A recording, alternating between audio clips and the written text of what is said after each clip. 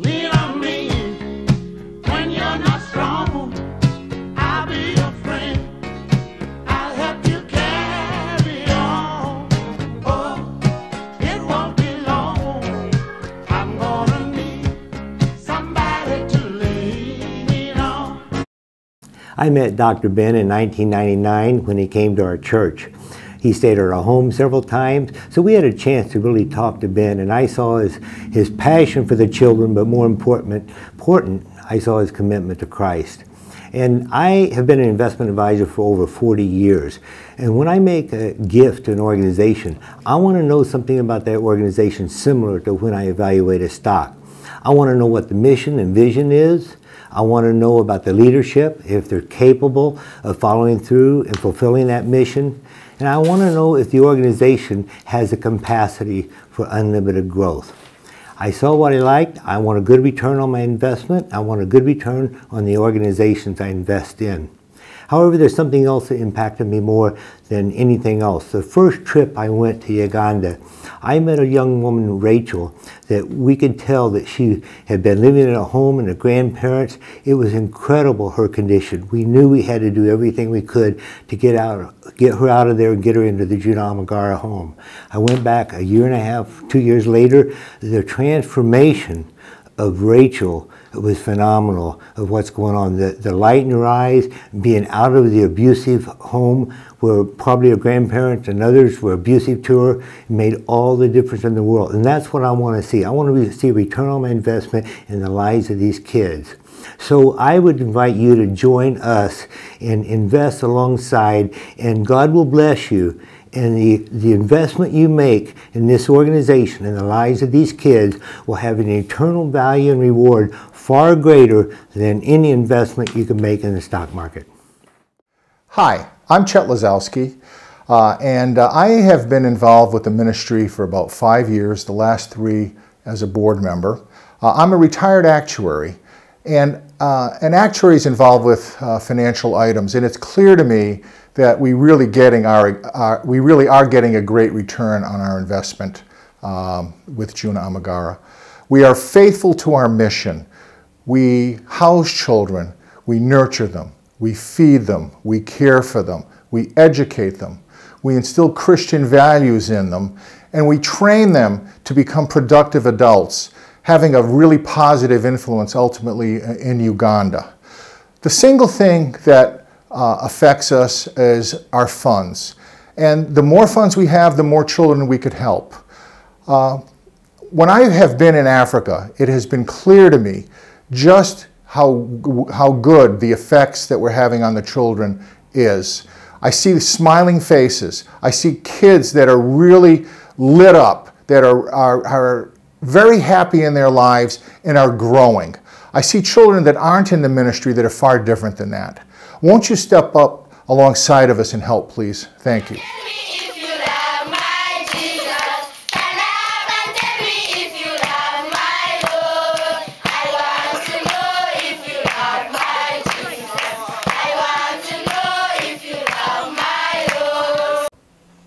I'm Donna Scora, and I've had the privilege of going to Uganda for the past 7 years.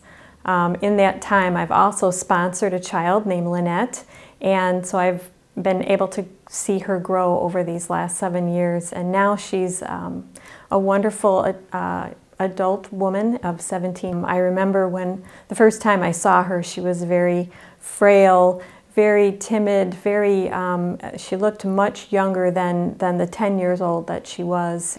Just through the years of getting to know her by writing, just seeing her in person and being able to be with her and talk to her, and our relationship has really grown. And so over the years, I've seen her get stronger. I've seen her grow in more ways than just physically, but I've seen her mature, and I've also seen her have a relationship with the Lord as well. I've seen this not only in Lynette, but in the other children that have been in the program. And as these kids have gotten older and stronger, they're learning skills. They're able to develop their talents and their dreams. And these are things that they're taking out into the community, and they're making the community stronger. My name's Lee, and I've been to Uganda a lot of times. I met a guy in 2004. His name was Obadiah.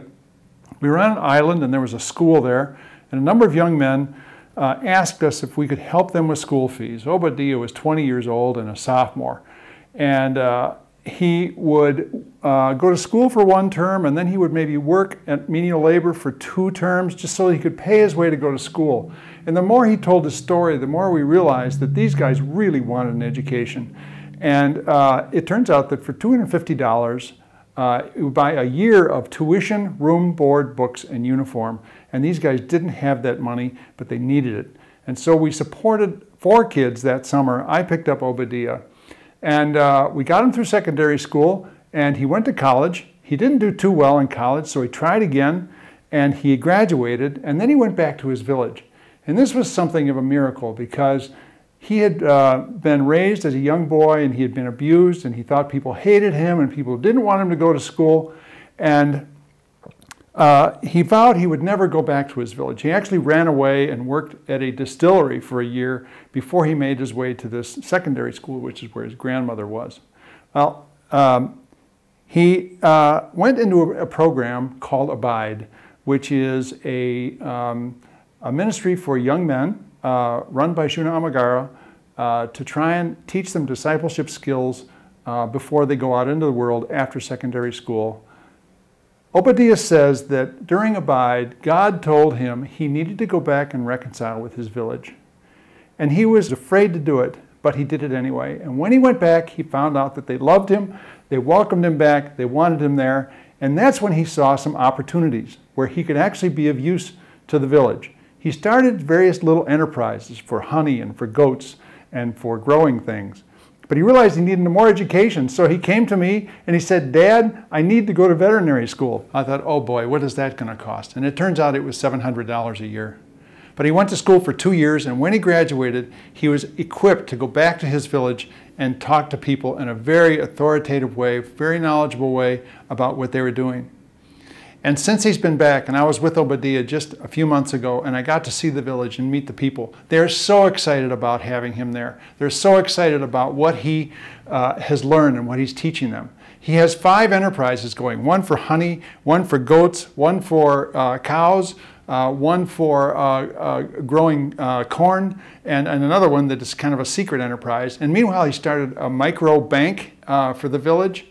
And in time, this young man's effort and all of the excitement that he's generated is going to lift the prosperity of this village. It's going to eliminate poverty in this area because people are going to be taking care of themselves.